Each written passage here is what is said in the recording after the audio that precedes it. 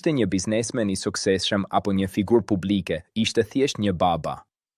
Doja fus djalit tem në bank, tha ai qetësisht. Unë nuk e kam jetën e gjatë. Më shumë se 5 vjet nuk besoj se do jetoj. Fjalët e tij ranë si një heshtje e rëndë në ajër. Nuk kishte dram në tonin e tij, as keqardhje të tepruar, vetëm një pranim i thjeshtë i realitetit. Ai vazhdoi më tej, sikur donte të sqaronte diçka që për të ishte shumë e rëndësishme. Paratë nuk kanë vlerë për mua tani. Unë nuk mund t'i marr me vete. Por djali im ai ka nevojë për një fillim të sigurt. Dua që ai të mos shqetësohet për gjërat që më kanë shqetësuar mua gjithë jetën. Dua të ketë mundësi të zgjedhë, jo të detyrohet. Në sytë e tij nuk kishte frikë, por një lloj qartësie që shpesh vjen vetëm kur njeriu përballet me fundin.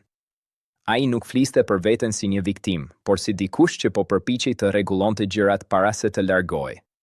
Pas intervistës, shumë njerëz diskutuan deklaratën e tij. Disa e panë si një akt dashurie të pastër prindërore. Të tjerë si një reflektim të hidhur mbi jetën dhe vlerat materiale.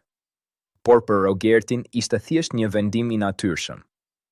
Sepse në fund të fundit, kur koha fillon të ikë nga duart, prioritetet bëhen të qarta.